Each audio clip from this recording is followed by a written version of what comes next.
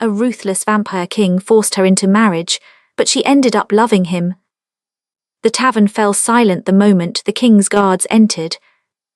Olivia's hands froze mid-wipe on the wooden counter, her heart dropping into her stomach. She knew what this was about.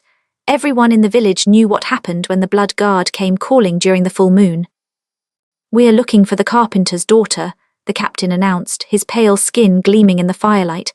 His eyes, unnaturally silver, scanned the room with predatory precision. Her father's hand gripped her shoulder from behind, trembling.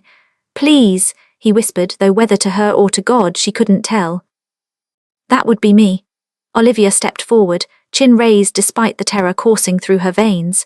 She'd always known this day might come. Her father had borrowed heavily from the Vampire Kingdom's coffers after her mother's death, using the money to keep their carpentry business afloat during the plague years. But money borrowed from the immortal was never truly repaid, it merely changed form. The captain's lips curved into something that wasn't quite a smile. "The debt your father owes has come due. King Dominic has requested your presence at the palace, immediately." "She's just a girl," her father pleaded, stepping between them. "I'll work double, triple the hours, I'll—" "Enough," the single word from the captain made the windows rattle. "The king has been more than patient. 20 years he's waited, the terms were clear." 20 years. Olivia had been an infant when her father made that desperate bargain. She wondered if he'd ever truly believed this day would come, or if he'd hoped the immortal king would simply forget about one human's debt among thousands. "I'll go," she said quietly. "Father, it's all right." It wasn't all right. Nothing about this was all right. But she'd watched her father carry this guilt like stones in his pockets for as long as she could remember. Maybe now he could finally rest. The journey to the palace took 3 days by carriage, a black, windowless thing that reeked of old blood and older magic. Olivia shared the space with 2 other young women, both equally terrified, both equally resigned to whatever fate awaited them. "I heard he drains them dry on the wedding night," whispered Clara, a blacksmith's daughter with soot still under her fingernails. "I heard he keeps a harem of humans just for feeding," added the third girl, whose name Olivia never learned. Olivia said nothing. She'd heard all the stories about King Dominic, the vampire who'd ruled the northern territories for 3 centuries, who'd ended the human-vampire wars by sheer brutality, who could kill with a glance and had no capacity for mercy. But she'd also heard other things, whispers that he was just, that under his rule humans had more rights than they'd had under human kings, that he protected his territories fiercely, that famine and plague rarely touched his lands. Of course, it was easy to keep your citizens healthy when you viewed them as livestock. The palace materialized from the mountain mist like a bad dream, all black stone and sharp towers, windows like watchful eyes. The full moon hung above it, bloated and obscene. Inside, the air felt different, thicker, charged with ancient power. Olivia and the other women were separated immediately. She was taken to a suite of rooms so luxurious they made her father's entire shop look like a hovel. A bath had been drawn, clothes laid out, jewelry arranged on velvet. "You have 2 hours to prepare," said the servant, a human woman with dead eyes. "Then you'll be presented to the king." Presented for what? But the woman had already gone. Olivia bathed because she was dirty, dressed because she was cold, but refused to touch the jewelry. If she was going to meet the monster who owned her father's debt, she'd do it as herself, not dressed up like some doll. The throne room was exactly as intimidating as she'd imagined. High ceilings lost in shadow, walls lined with the banners of conquered kingdoms, and at the center, elevated on a dais of black marble, a throne that looked carved from a single piece of obsidian. On it sat King Dominic. Olivia had expected someone obviously monstrous, twisted by centuries of darkness, marked by the evil she'd heard about in stories. Instead, the man before her was beautiful in the way a blade is beautiful, sharp, cold, perfectly crafted. He looked perhaps 30 in human years, with dark hair that fell past his shoulders and eyes the color of fresh blood. He wore black and silver, and he radiated power like heat from a forge. He was also clearly, deeply angry. "You brought me this." His voice was soft, which somehow made it more terrifying. "I asked for the carpenter's daughter, the one he valued enough to borrow a king's ransom to save from starvation. I wanted the child he treasured, And you bring me this. The captain beside Olivia bowed deeply. Sire, this is a farmer's daughter playing dress-up by the look of it. She refused even to wear the jewels provided. Despite her fear, Olivia felt anger spark in her chest. I wore what I chose. I'm here to settle a debt, not to be your decorative trinket. The throne room went absolutely silent.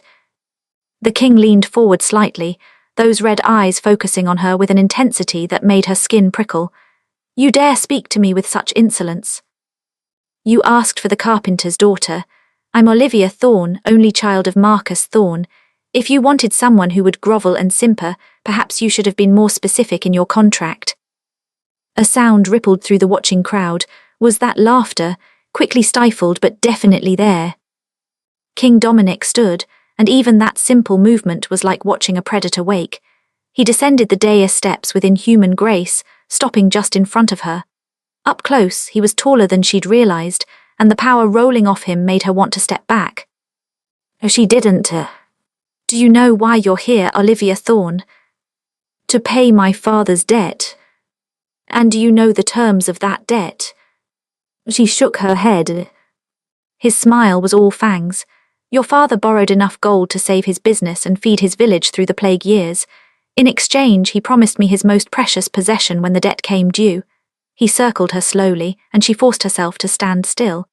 I assumed he would value his only daughter above all else. I assumed he would have raised someone remarkable, someone worth the wait. Maybe I am remarkable, Olivia said. Or maybe your assumptions about how valuable women are to their fathers was just another way men see us as property to be traded. The king stopped circling. When she dared to look at his face, his expression was unreadable.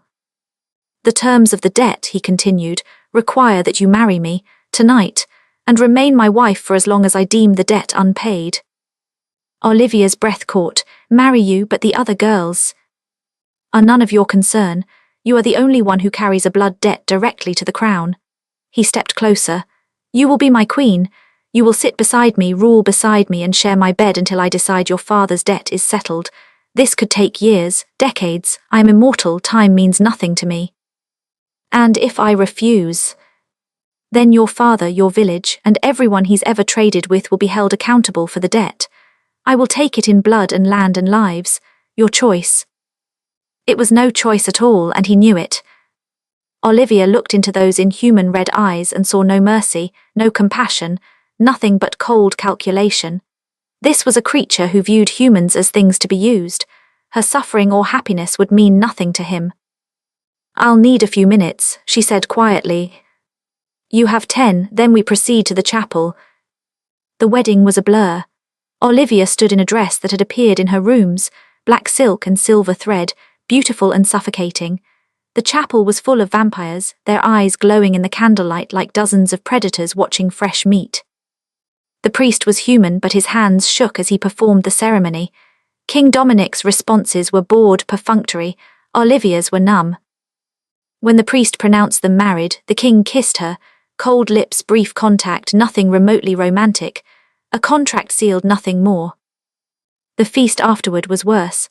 Olivia sat beside her new husband on a throne that had been hastily prepared, watching vampires drink blood from crystal goblets while human servants trembled in the corners. She couldn't eat, though the food brought to her was exquisite. You're not celebrating, wife, Dominic observed.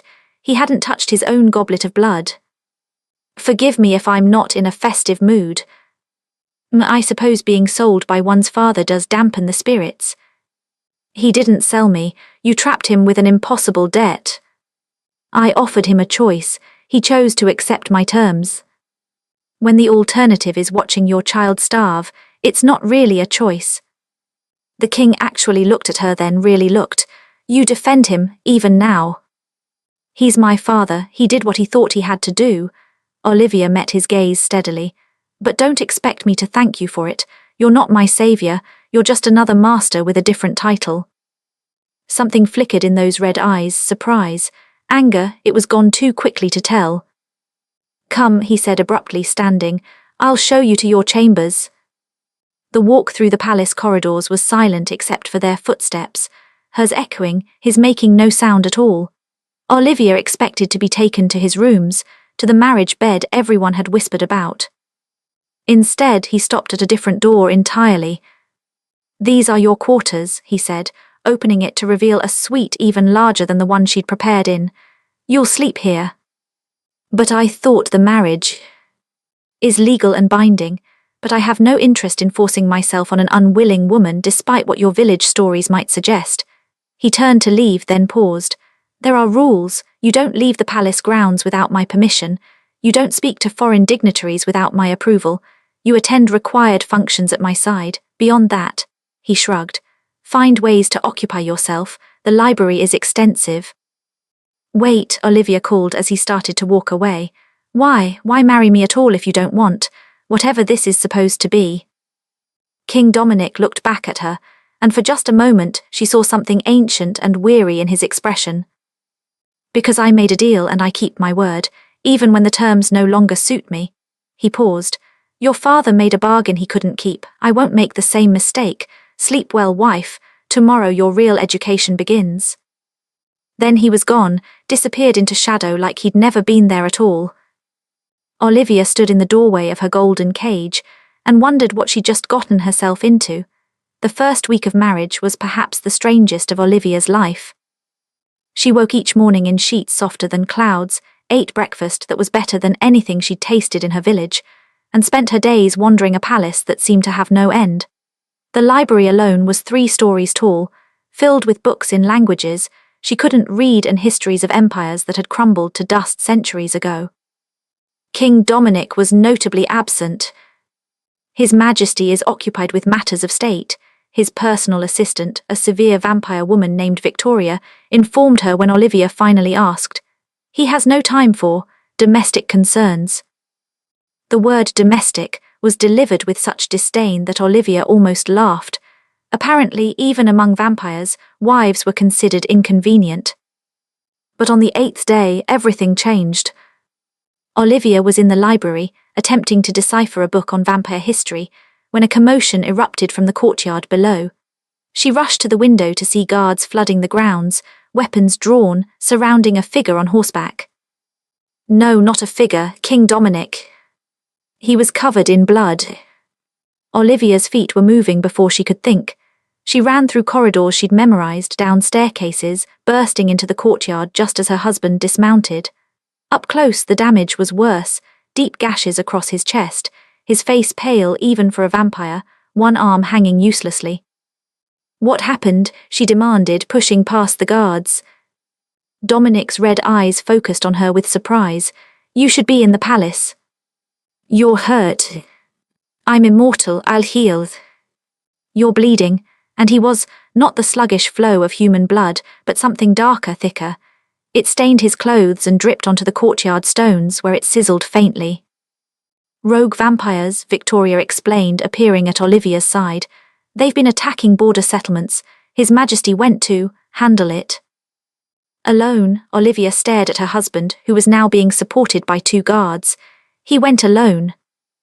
"The king needs no one," Victoria began. "The king clearly needed someone, given that he looks like he lost a fight with a bear." Olivia moved to Dominic's uninjured side. "Where's the infirmary?" "My queen, vampires don't require." "Then where does he rest? Where can he recover?"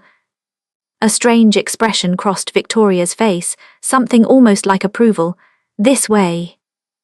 They half carried the king to his chambers, rooms Olivia had never seen, all dark wood and darker fabrics. He was deposited on a bed large enough for 5 people and immediately tried to sit up. "Everyone out," he commanded. The guards and servants scattered. Victoria hesitated, glanced at Olivia, then left as well, leaving Olivia alone with her injured husband. "You should go too," Dominic said. He'd managed to sit up, was already pulling at his ruined shirt. "This doesn't concern you." "You're my husband." "A formality." "A fact." Olivia moved closer, getting her first real look at the wounds. The gashes were deep, something with claws had done this. "What attacked you?" "Vampires who have rejected the peace. They prefer the old ways, hunting humans freely, taking what they want." He winced as the shirt came off, revealing more damage. They've been building forces in the mountains. I went to remind them why that's unwise. By letting them shred you. Despite his pain, he almost smiled.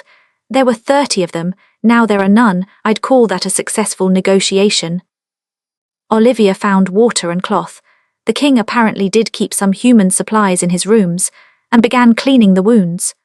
Up close, she could see they were already starting to heal, flesh knitting together in a way that was both fascinating and disturbing. You don't have to do this, Dominic said quietly. I know you didn't choose any of this. No, I didn't. Olivia wrung out the cloth, watched his dark blood swirl in the water. But you did go fight monsters who wanted to hurt humans. That counts for something. I didn't do it for gratitude. Why did you do it?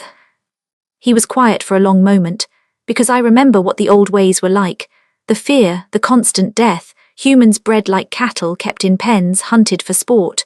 His red eyes met hers. I ended that. I won't allow it to return. Even though you see us as lesser. I never said that. You didn't have to. You bought me like property. I collected a debt, he corrected. There's a difference. Is there? Olivia moved to the gashes on his arm, which were deeper than the others. You hold all the power, you make all the choices, I'm just, here, decoration for your throne room. Dominic caught her wrist, gently despite his strength. You think you have no power. I know I don't. Then you're not paying attention. He released her, leaned back against the pillows. In 1 week you've mapped the entire palace, befriended half the human servants, convinced my head cook to teach you the kitchen, and somehow got Victoria to smile, something I haven't seen in 50 years. You're not decoration, Olivia. You're a hurricane pretending to be a breeze. She stared at him, surprised.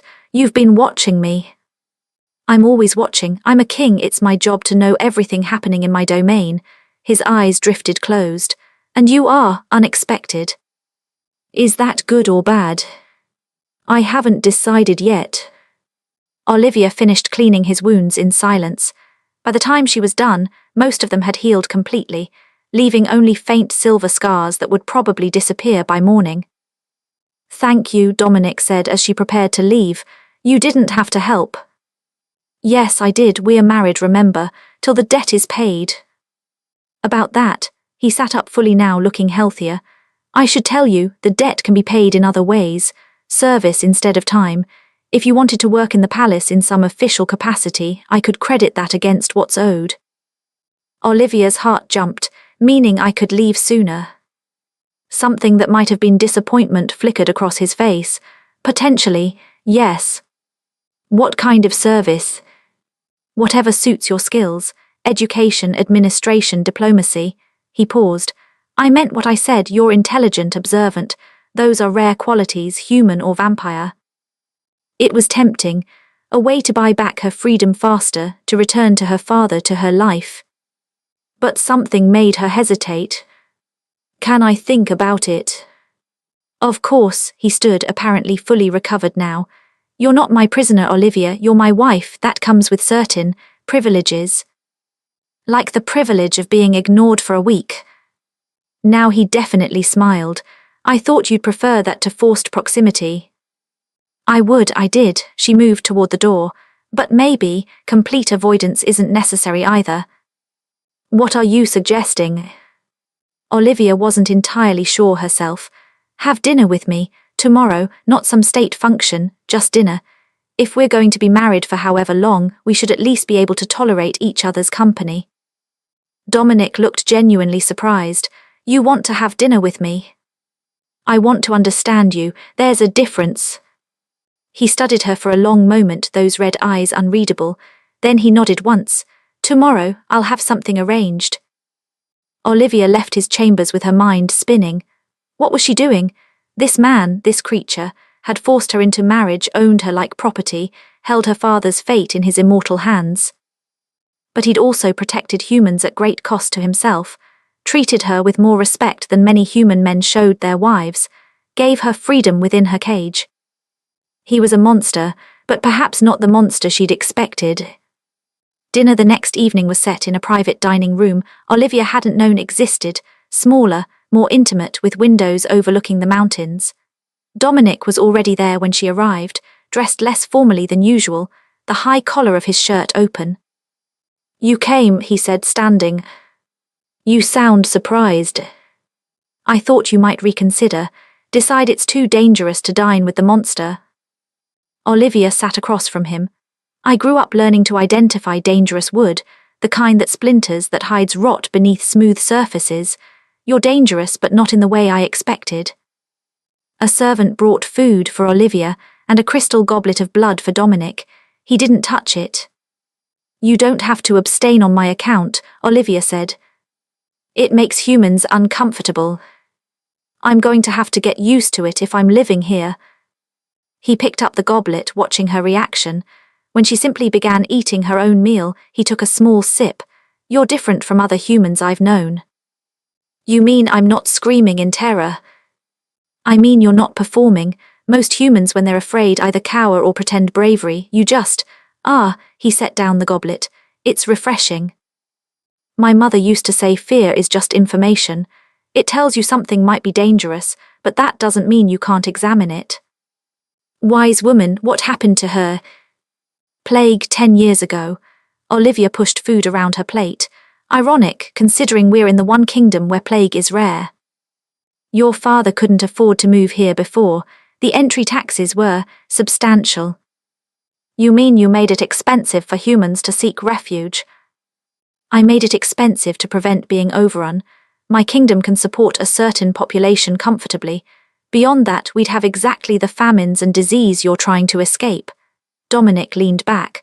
"Governance isn't about being kind, it's about being sustainable. And yet you went into the mountains alone to fight vampires who threatened your human citizens." "That's different." "How?" He was quiet for a moment.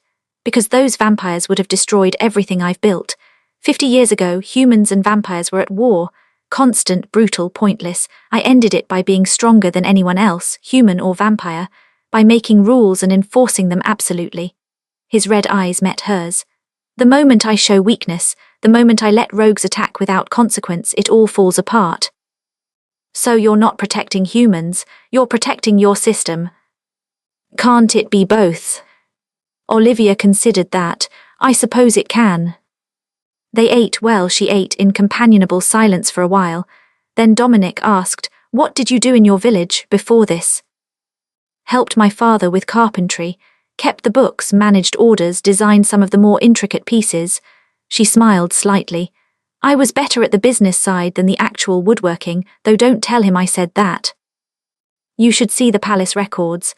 They're a disaster, 3 different systems, none compatible, 2 centuries of backlog." He paused.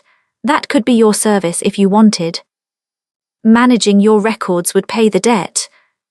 Eventually, and it would give you something to do besides haunt my library." "I don't haunt, I explore." "You've read 17 books in 8 days. Victoria's been tracking." "Why?"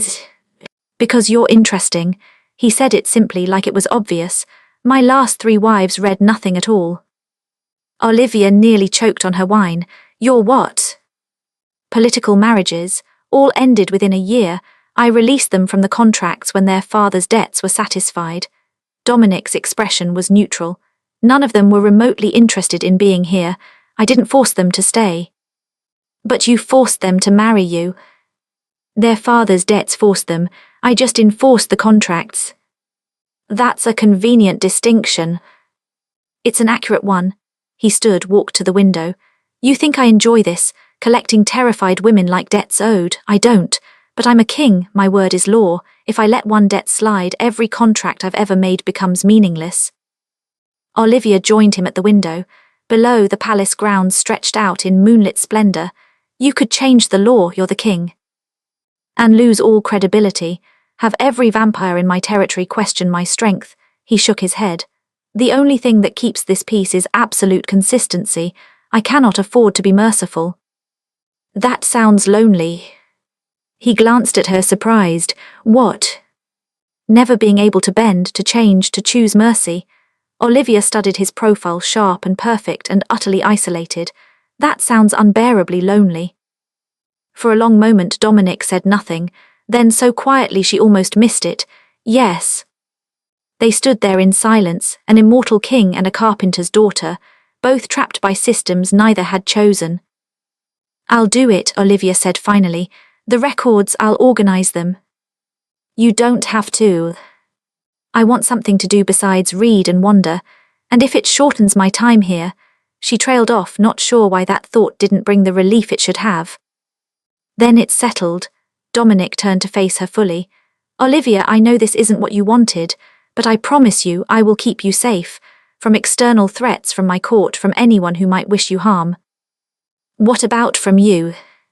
"Especially from me." She believed him, which was perhaps the strangest part of all. 3 months into her marriage, Olivia had settled into a routine that almost felt normal. Mornings were spent in the records room, a massive chamber filled with centuries of documents that she was slowly, painstakingly organizing into a coherent system. Afternoons were for council meetings, where she sat beside Dominic and learned the intricate politics of ruling a kingdom split between 2 species. Evenings were for dinner together. It had become their ritual. No servants, no formality, just conversation. They argued about governance, discussed books, debated philosophy. Dominic was brilliant and infuriating in equal measure, and Olivia found herself looking forward to their verbal sparring more than she wanted to admit. What she didn't expect was to start caring about him. It happened gradually. The way he listened when she spoke, really listened, like her thoughts mattered. The way he'd reformed 3 outdated laws after she pointed out how they disadvantaged human citizens. The way he always ensured she had hot tea during council meetings, remembering she got cold in the stone chambers. Small things, insignificant things. Things that added up to something terrifying. "You're staring," Dominic observed one evening, glancing up from his book. They were in the library, a new habit. After dinner they'd gravitated here, reading in comfortable silence. "I'm thinking," Olivia corrected. "About how strange this all is. 3 months ago I hated you. And now..." She wasn't ready to answer that. "Now I understand you better." He set down his book. "That's not what you were going to say." "How would you know?" "Because I can hear your heartbeat, remember. It accelerates when you lie." "Damn vampire senses. Fine, now I don't hate you, happy." Ecstatic, but he smiled as he said it, that rare genuine smile she'd learned to recognize. "For what it's worth, I don't hate you either." "You never hated me." "No," he agreed quietly, "I never did." The air between them felt charged suddenly, heavy with things unsaid. Olivia stood abruptly. "I should go, it's late." "Olivia, wait." She paused at the door. Dominic crossed the space between them with inhuman speed, stopping just close enough that she had to tilt her head back to meet his eyes. "I need to tell you something. About the debt." Her heart stuttered. "What about it?" "It was paid off 2 months ago." The world tilted. "What?" "Your work on the records, your assistance in council, your diplomatic suggestions, all of it counted toward the debt. You paid it back, twice over actually." He wouldn't meet her eyes. "You've been free to leave for 8 weeks." Olivia's mind reeled. "But you didn't tell me." "No." "Why?" Now he did look at her, and the raw honesty in his expression stole her breath. "Because I didn't want you to go." "Use what?" "I know I have no right, I know this started as a forced arrangement, but somewhere along the way you became the best part of my immortal existence." He stepped back, giving her space. "You're free, Olivia, you've been free. I'll have divorce papers drawn up immediately, provide you with enough gold to live comfortably anywhere you choose. Your father's debt is cleared entirely. You owe me nothing." She should feel relieved, ecstatic, free. Instead, she felt betrayed. "You lied to me." "Yes." "For 2 months." "Yes." "While I worked and attended meetings and thought I was still trapped here." "You were building a life," Dominic interrupted. "Admit it, you weren't just serving time. You made friends, pursued interests, learned to govern, you were happy." "That's not the point." "Then what is?" "You took my choice," Olivia's voice cracked. "Again, just like forcing me into marriage took my choice. You decided what I should know and when I should know it, and I'm so tired of powerful men making decisions about my life." Dominic flinched like she'd struck him. "You're right, I'm sorry." "Sorry doesn't fix it." "I know." He moved to his desk, retrieved a document. "The divorce papers, already signed on my end. You just need to add your name and you're free, completely legally free." Olivia took the papers with shaking hands. This was it. Her exit, everything she'd wanted since this nightmare began. So why did it feel like her heart was breaking? "I need time," she said, "to think." "Take all the time you need. I'll have Victoria prepare travel documents just in case." "Stop." Olivia looked up at him, this immortal king who'd somehow become important to her. "Stop planning my exit, just give me space." She left before he could respond, the divorce papers clutched against her chest. Olivia didn't sleep that night. She paced her chambers, the papers on her desk like an accusation. Free, she was free, could go home, see her father, return to her old life. Except that life felt distant now, like a story she'd read about someone else. A knock at her door startled her from her thoughts. "Come in." Victoria entered, her usually severe expression softened slightly. "Forgive the intrusion, my queen. I thought you might need someone to talk to." "I'm not sure I'm your queen anymore." "You are until you sign those papers." Victoria sat uninvited, a shocking breach of protocol, "and perhaps I can offer some perspective." "Did Dominic send you?" "No, he's brooding in his chambers, refusing to see anyone." A ghost of a smile. Very dramatic, very unlike him. Despite everything, Olivia almost laughed. "What perspective could you possibly offer?" "I've served the king for 73 years. I've seen him marry 3 times before you." Victoria folded her hands. "He barely spoke to those women, fulfilled his legal obligations and nothing more. With you," she paused, "with you he's different, present, almost human." "He kept the truth from me." "He did, and that was wrong." Victoria met her eyes. "But ask yourself, why did he do it? Was it to control you, or because he'd found something rare and precious and wasn't ready to let it go?" "That's still selfish." "Of course it is. He's been king for 300 years. Selfishness is bred into his bones." Victoria stood. "But in those 300 years, I've never seen him care about anyone's happiness except as it serves political ends. Until you." After Victoria left, Olivia returned to pacing. The truth was, she didn't want to leave. Somewhere in the past 3 months, this palace had become home. The work she did mattered. The conversations with Dominic fed something in her soul she hadn't known was starving. And Dominic himself. She was in love with him, had been for weeks probably. She'd just been too stubborn to admit it. But he'd still lied, still taken her choice. Unless... A thought struck her. He'd given her the papers, told her the truth, given her the power to leave.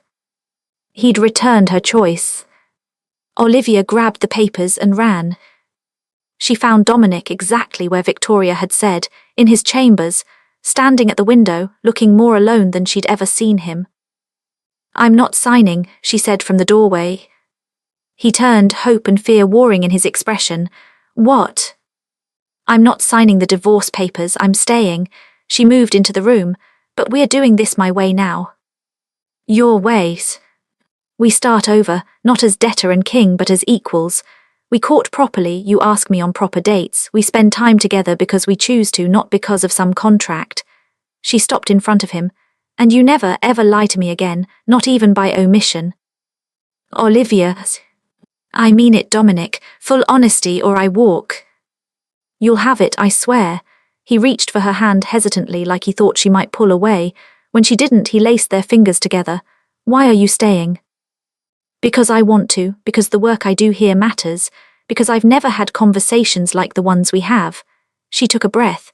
"Because somewhere along the way, I fell in love with you and I'd like to see where that goes."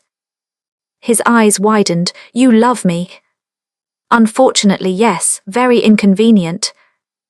Dominic laughed, actual, genuine laughter that transformed his face. Then he pulled her close, resting his forehead against hers. "I love you too, have for weeks, possibly from the moment you told me off in the throne room." "That's ridiculous." That's the truth, he pulled back to look at her. So we start over properly. Properlies. Then Olivia Thorne. He took both her hands. Would you do me the honor of joining me for dinner tomorrow evening? Not as my wife, but as a woman I'm desperately trying to court. She smiled. I would love to. He kissed her then, soft and careful and nothing like the perfunctory press of lips at their wedding. This kiss was a question and a promise, gentle despite his strength, warm despite his nature. When they finally broke apart, Olivia was breathless. One more thing, she said. Those other wives you mentioned, where are they now? Living happily as far as I know. One married a merchant, one opened a school, one became a ship captain. He studied her face. Why? Just making sure you don't have a habit of murdering ex-wives. Only current ones who ask too many questions. She swatted his arm. Not funny. A little funny. Maybe it was. Maybe everything about this was absurd. A carpenter's daughter falling for a vampire king, choosing to stay in a marriage that had started as slavery. But as Dominic pulled her close again, as she felt his cool lips against her temple, and heard him murmur promises in a language older than her country, Olivia thought that perhaps the best things in life were a little absurd. The next few weeks were a revelation. Dominic courted her with an intensity that was both thrilling and slightly terrifying. Moonlit walks through the palace gardens, private concerts in the music room, a full day spent in the archives because she'd mentioned wanting to learn about vampire history. He was attentive, passionate, and genuinely interested in everything about her. They talked for hours, debated philosophy, argued about governance. He asked her opinion on treaties and actually listened to her suggestions. You're making me soft, he complained one evening as they reviewed a new trade agreement. Last week I reduced tariffs because you said it would help human farmers. You reduced tariffs because it was good policy. I reduced tariffs because you smiled when you suggested it, and I'm apparently incapable of denying you anything. Olivia laughed, poor immortal king, forced to be reasonable. It's terrible for my reputation, but he was smiling. The physical side of their relationship progressed slowly. Dominic was cautious, always asking permission, always giving her space to retreat. It was sweet and frustrating in equal measure.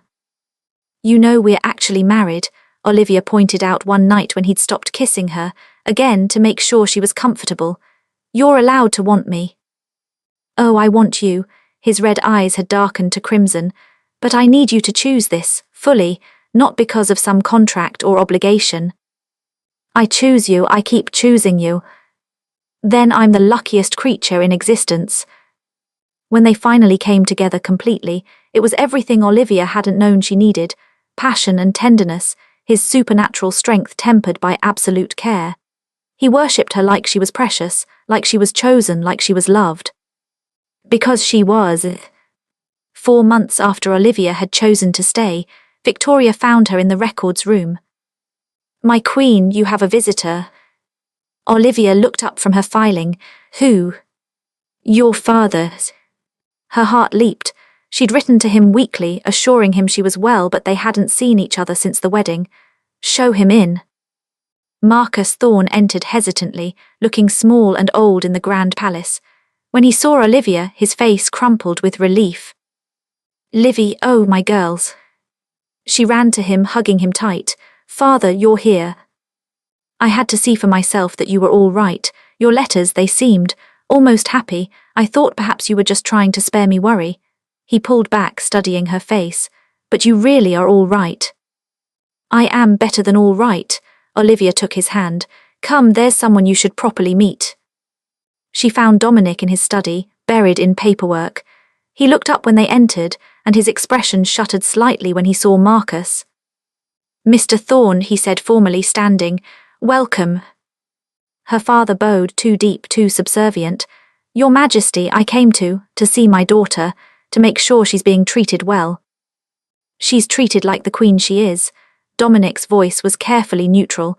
You're welcome to visit anytime. I'll have rooms prepared.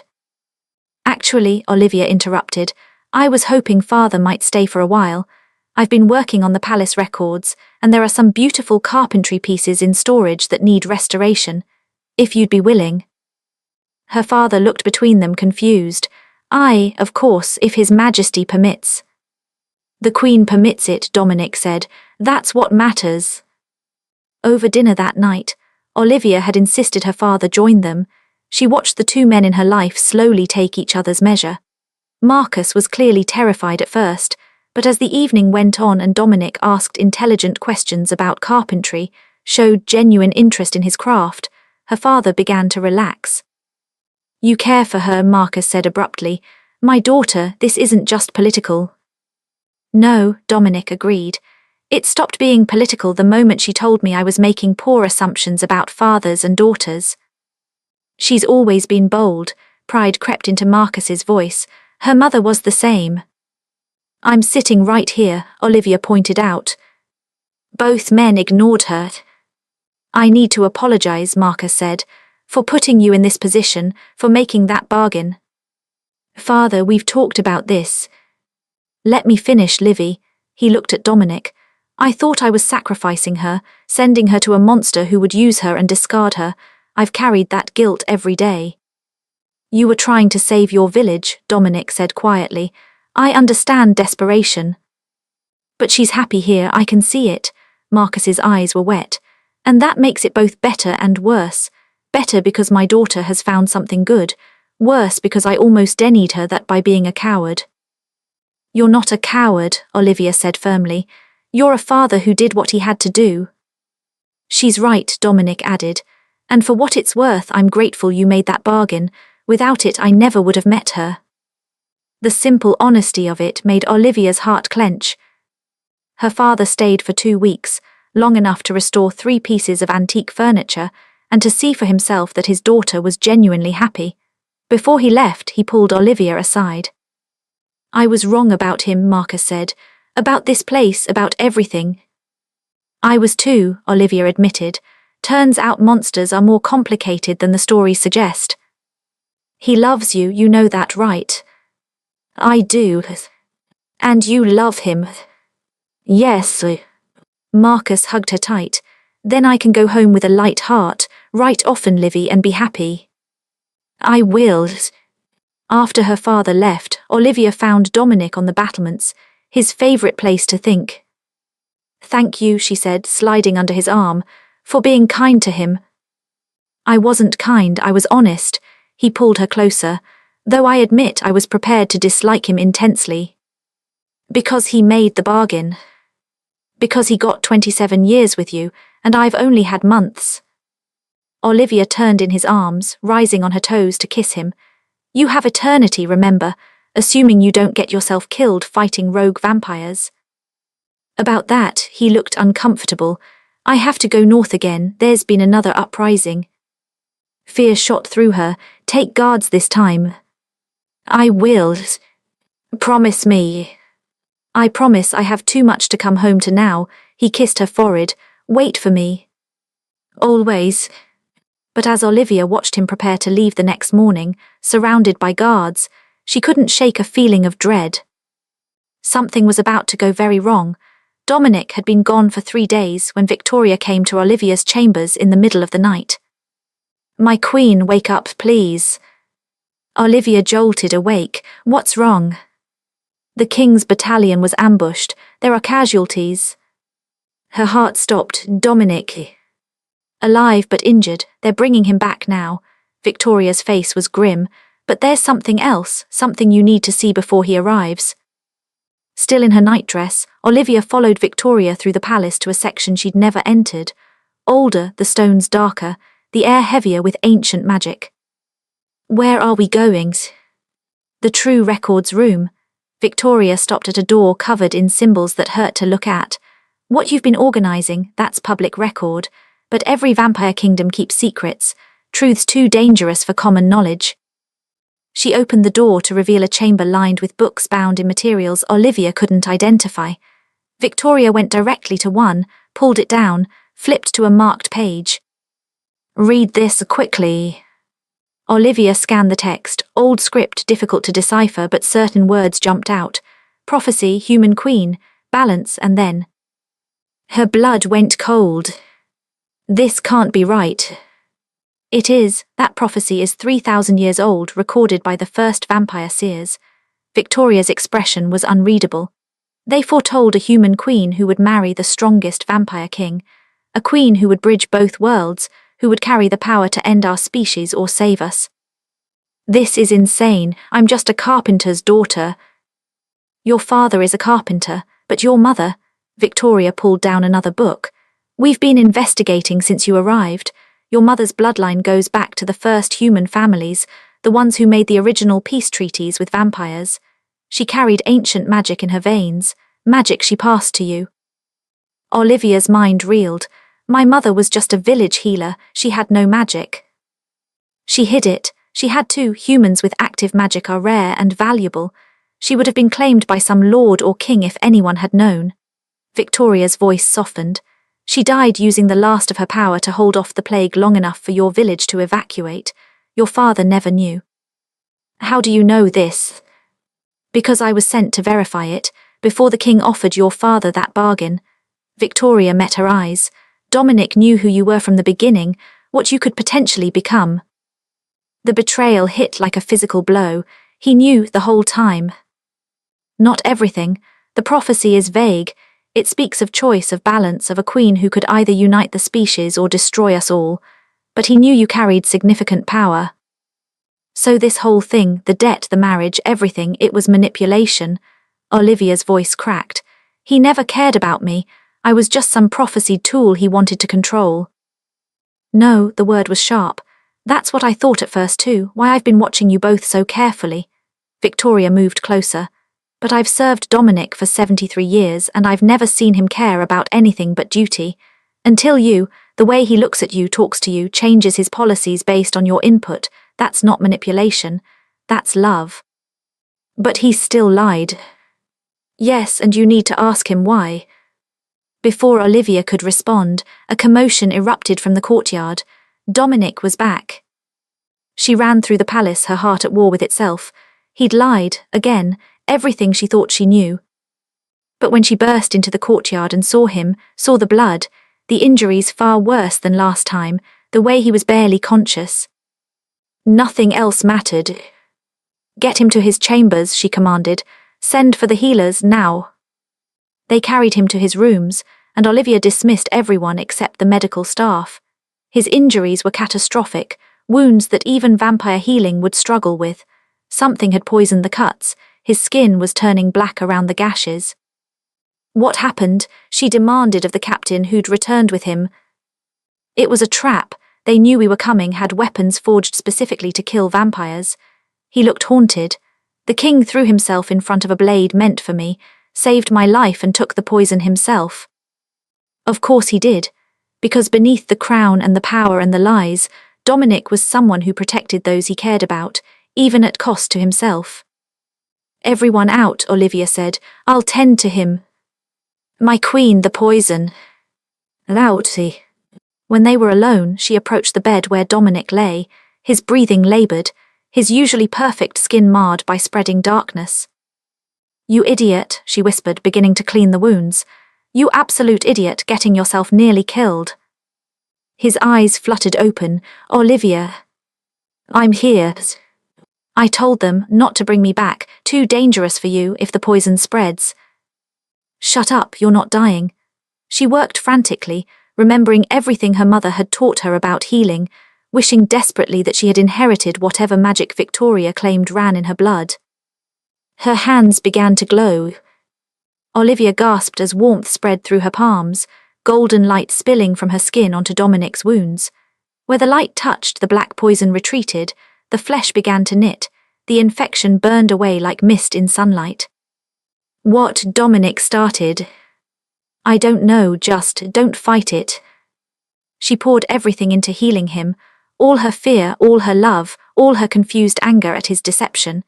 The magic responded, growing stronger, until the entire room was bathed in golden light.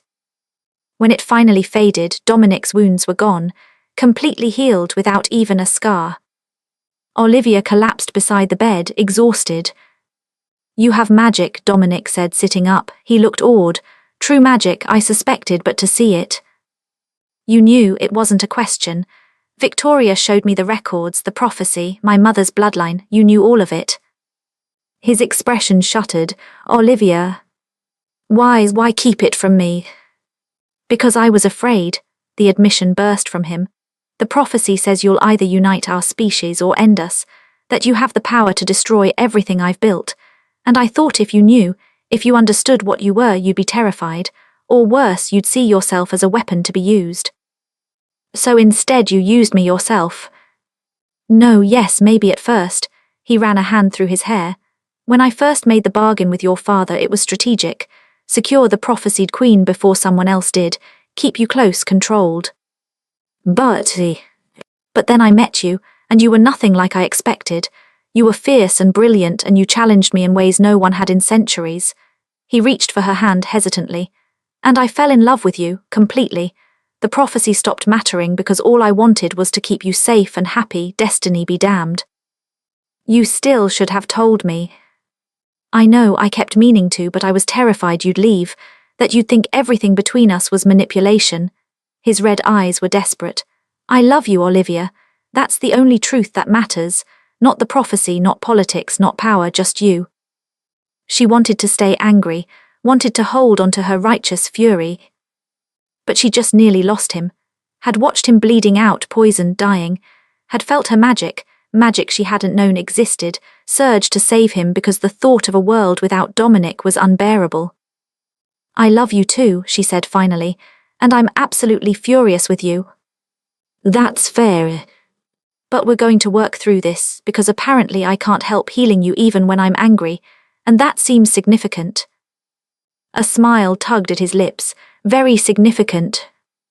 Tell me everything, the whole prophecy, what it means, what you think I'm supposed to do. So he did.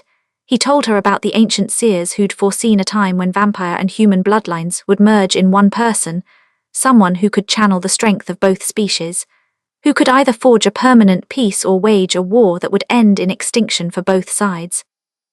The prophecy says you'll make a choice, Dominic explained. During a great crisis you'll choose unity or destruction, but it doesn't say when or how. So we're just waiting for some crisis to show up. I've been trying to prevent one, building systems that work for both species, ending conflicts before they escalate. He squeezed her hand, hoping that if we're strong together, the choice won't be as impossible when it comes. We, Olivia repeated. You said we. Of course we, you're my queen, my partner, my love. Whatever comes, we face it together. The warmth in her chest spread. No more secrets. No more secrets. And you'll teach me to use this magic properly, so I'm not just randomly glowing during medical emergencies. I'll find you the best teachers in the kingdom. He pulled her onto the bed beside him, though I admit I rather like it when you glow. Of course you do, dramatic vampire. Dramatic magical queen. She kissed him then, pouring forgiveness and love and exasperation into it. When they broke apart, Dominic was smiling. So what now? Olivia asked. We just continue building our life and hope the prophesied crisis is manageable. Essentially, yes. That's a terrible plan. You have a better one. She considered. Actually, yes, we stop being reactive. We don't wait for crisis, we create change. Use my magic, my position, your power to actively unite the species. Build schools where human and vampire children learn together. Create councils with equal representation. Make the unity real before anyone can try to destroy it. Dominic stared at her. That's brilliant and ambitious, and will likely make both our species furious. Probably, are you willing to try anyway? With you, I'd try anything. He kissed her softly. Though I should warn you, if we do this, we're committing to centuries of work. My immortality means this kingdom is my life's work. If you truly join me in this, you're signing up for a very long project.